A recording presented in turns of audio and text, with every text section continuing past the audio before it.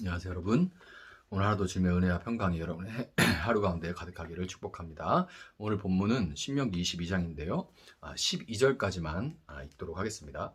내 형제의 소나 양이 길 잃은 것을 보거든 못 본 채 하지 말고 너는 반드시 그것들을 끌어다가 내 형제에게 돌릴 것이요 내 형제가 내게서 멀거나 또는 내가 그를 알지 못하거든 그 짐승을 내 집으로 끌고 가서 네 형제가 찾기까지 내게 두었다가 그에게 돌려줄지니 나귀라도 그리하고 의복이라도 그리하고 형제가 잃어버린 어떤 것이든지 네가 얻거든 다 그리하고 못 본 채 하지 말 것이며 내 형제의 낙이나 소가 길에 넘어진 것을 보거든 못 본 채 하지 말고 너는 반드시 형제를 도와 그것들을 일으킬지니라. 여자는 남자의 의복을 입지 말 것이요 남자는 여자의 의복을 입지 말 것이라. 이같이 하는 자는 내 하나님 여호와께 가증한 자이니라.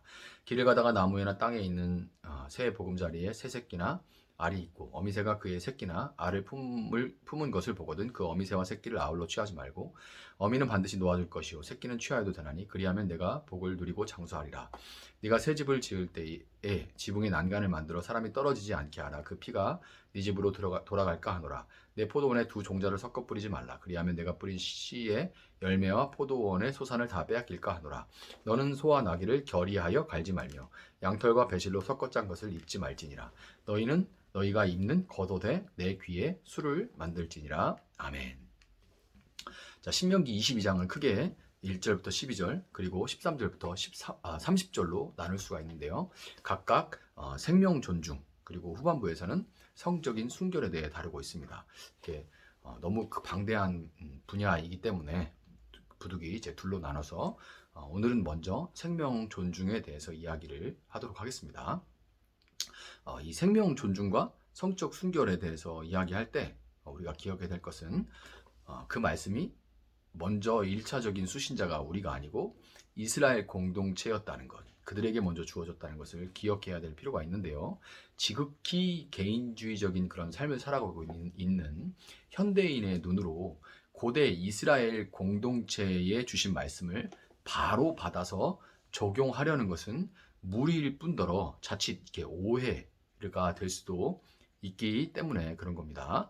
하나님은 먼저 뭐라 하세요? 형제가 어려움을 당했거나 형제의 가축이 길에 넘어진 것을 보면 못 본 채 하지 말고 이렇게 말씀하십니다. 못 본 채 하지 말고 그들이 일어날 수 있도록 적극적으로 도우라 그렇게 말씀하십니다.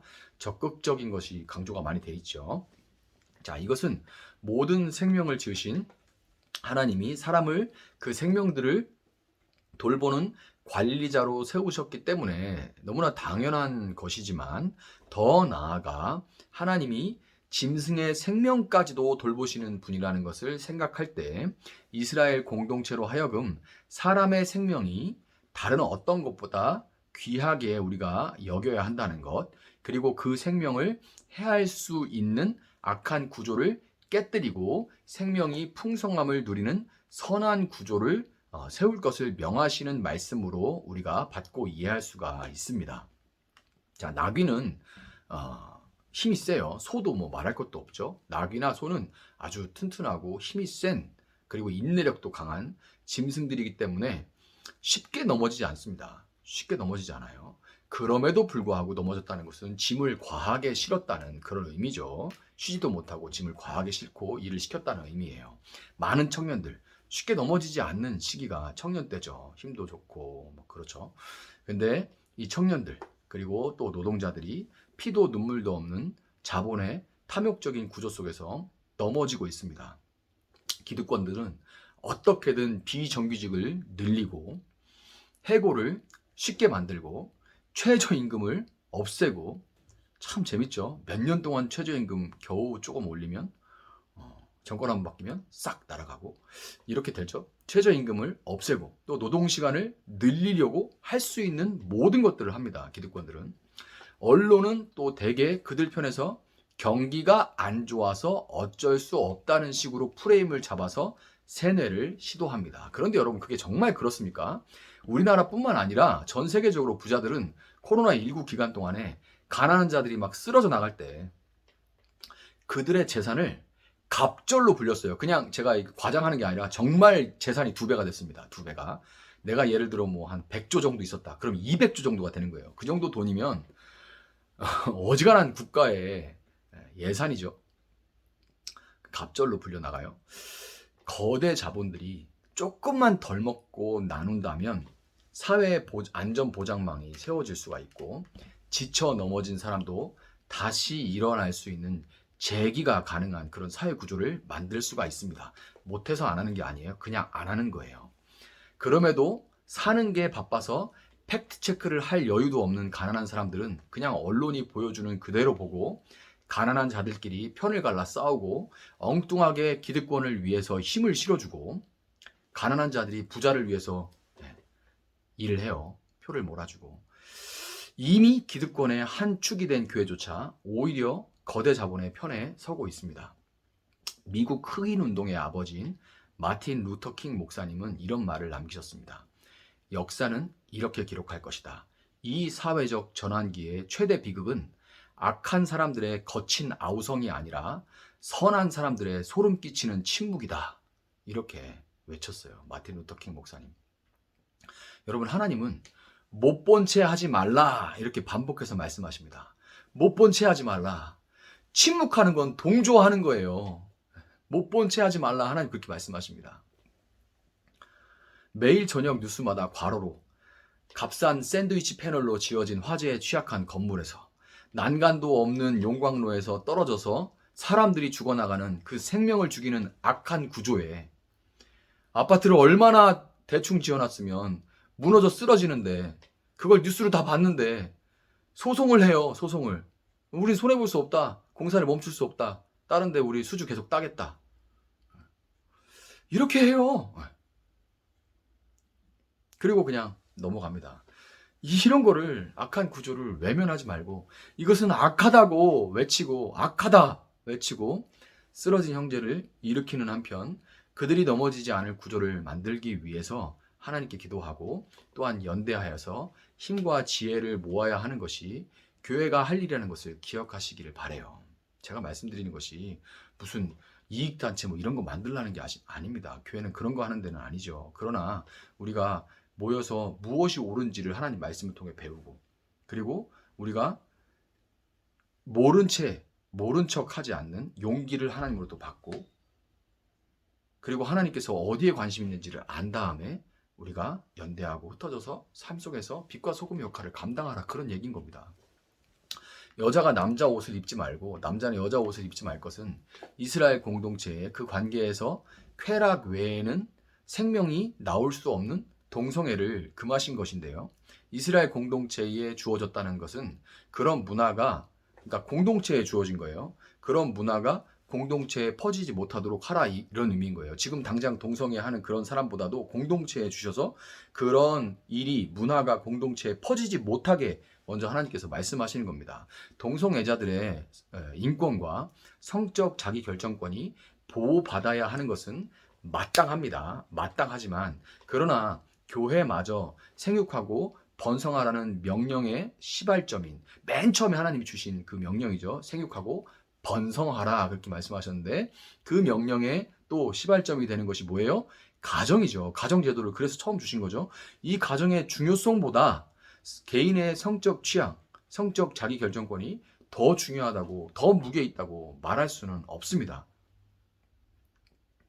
저는 기본적으로 진보적인 사람이지만 그러나 이 부분에 있어서는 보수적일 수밖에 없어요. 그냥 그렇게 성경이 말하는 대로 말할 수밖에 없습니다. 분명히 그들의 인권은 보호받아야지만 그렇지만 교회는 그러나 가정의 중요성이 아빠, 엄마, 자녀로 구성된 그 가정의 중요성이 거기서 나오는 그 생명의 중요성이 개인의 성적 취향보다는 더 중요하다고 말할 수밖에 없습니다. 어미새와 새끼새를 동시에 취하지 말고 어미새를 남겨 생명을 이어갈 수 있게 하는 것과 지붕을 평평하게 짓고 더운 나라에서 선선해지는 이 저녁 무렵에 지붕이 평평해요. 그러니까 이제 낮에 따끈따끈한데 저녁 되면 선선하잖아요. 거기 지붕 위에 올라가서 잠깐 잠이 들었다가 거기서 이제 난간이 없으면 떨어져 죽을 수 있습니다. 그런 일이 없도록 난간을 만들게 하라고 하나님 법을 주세요. 이 진짜 세심하시죠. 이렇게 난간을 만들게 하신 건 역시 자살률이 세계 1위인 우리나라에서 교회가 얼마나 생명을 지키기 위해 말과 댓글 하나, 뭐 뒷말 하는 거 이런 거 하나, 그리고 행동 하나 얼마나 세심하게 주의를 기울이고 특별히 약자들을 배려해야 하는지 알려주시는 거예요. 9절 10절에서 포도원에 두 종자를 섞어 뿌리지 말고 소와 나귀를 결의하여 함께 섞어서 이제 같이 밭을 갈게 하지 말라 하는 말씀은 마치 이 두 종자가 서로 다르듯이 어떤 씨는 더 크고 어떤 씨는 더 작고 그렇죠? 두 종자가 서로 다르듯이 소와 나귀의 덩치가 다르듯이 기울어진 운동장과 같은 이 사회 구조 속에서 주어진 능력과 환경이 다른 사람들을 함께 묶어서 기계적인 기회의 평등만을 외치는 것은 옳지 않다 하는 그런 의미예요. 물론 시행착오가 여러 가지 있을 수 있지만 그러나 시골에서 자라나는 그런 사람들에게 뭐 이렇게 가산점 주고 이런 거 갖다가 막 맹렬하게 반대하고 뭐 이러죠. 그럴 수 있습니다. 그런데 막 부유해서 부모님이 다 부유해서 모든 혜택들을 다 누리고 있는 학생 그런 누릴 수 있는 학생이 기회의 평등이다라고만 그것만 막 강조를 하면 이렇게 기울어진 운동장에서 어떻게 되냐면 이 운동장이 나중에는 이 정도 기울다가 이렇게 기울어지게 돼요. 나중에 이렇게 서버립니다. 예. 그리고 사람은 본성상 이렇게 점점 더 되기를 원하죠. 그럼 어떻게 돼요? 그때는 타이타닉이 딱 쓰니까 어때요? 바다로 가라앉게 되는 거예요. 부자들도 적당히 해야 됩니다. 그리고 적당히 못하죠. 부자가 못하죠. 그래서 정부가 그 권한을 가진 거예요. 이렇게 못되게 깎아서 이렇게는 못 만들어도 어느 정도 이렇게 되게 그래야 그래도 배가 이렇게 가니까 안 그러고 이렇게 서면 침몰해요. 그럼 부자도 죽는 거예요. 폭동이 일어나거나 아프리카에 이런 폭동이 숱하게 일어납니다. 폭동이 일어나거나 아니면 경제 자체가 무너져 버리거나 이렇게 돼버릴 수 있죠. 전부 다 진짜 이러다 다 죽어 그만해 이런 분위기가 이런 상황이 돼버리게 되는 거예요. 하나님 이런 법을 괜히 주시는 게 아닙니다. 12절에서 하나님은 너희가 입는 겉옷에 내 귀에 술을 만들라 이렇게 말씀하시는데요. 술은 원어로 치치트로서 613개의 율법을 상징합니다. 치치트가요. 제가 언제 설교 때 한번 자세히 설명을 드렸었는데 짧은 시간에 제가 다 담기에는 너무 큰 담론들을 지금 굵직굵직한 담론들을 다뤘지만 하나님께서 이스라엘 공동체와 같은 교회가 늘 옷에 붙어있는 치치트와 같이 술이니까 늘 붙어있죠. 그리고 늘 흔들리면서 그게 저기 있구나 하고 말씀 613개 율법을 되뇌이게 하는 겁니다. 그런 역할을 해요. 그 치치트와 같이 하나님의 말씀을 기억하고 그 말씀을 기준으로 세상을 판단하고 살아내기를 원하신다는 것을 여러분 기억하시고 내가 있는 자리에서 무엇을 할 수 있을지 고민하고 지혜를 구하며 용기를 내어 실천할 수 있는 여러분과 또 우리 교회가 될 수 있기를 예수님의 이름으로 축복합니다. 잠시 기도하겠습니다. 사랑하시는 하나님 감사합니다. 하나님 정말 때가 악한데 하나님 우리 말씀으로 세상이 우리를 판단하는 것이 아니라 우리가 세상을 판단할 수 있게 하여 주시기를 원합니다. 천사들조차 우리를 판단하지 못한다고 하나님 그렇게 말씀하셨습니다. 우리는 하나님의 자녀들입니다. 그리고 우리는 하나님 말씀을 기준으로 살아갑니다. 세상의 모든 소리들이 아니라 말씀이 무엇이라 말하느냐 말씀을 주신 하나님의 마음이 어디에 있느냐 우리가 기억하게 하시고 그 말씀을 세상을 판단하게 하시고 악을 악하다 말하고 그리고 약한 자들과 함께 설 수 있는 그런 교회들이 곳곳에 정말 숲과 같이 일어날 수 있도록 주님 도와주셔서 하나님 정말 주님 보시기에 울창한 그런 그리스도의 계절이 올 수 있도록 하나님 함께하여 주시옵소서. 또 우리 교회를 이때에 세워주셨사오니 우리가 더 사랑하고 더 하나님을 사랑하고 더 서로 사랑하고 더 나누고 섬길 수 있는 그런 교회가 될 수 있도록 하나님 함께해 주시기를 원합니다. 감사하며 예수님의 이름으로 기도합니다. 아멘. 오늘 주신 말씀 붙들고 계속해서 기도합니다.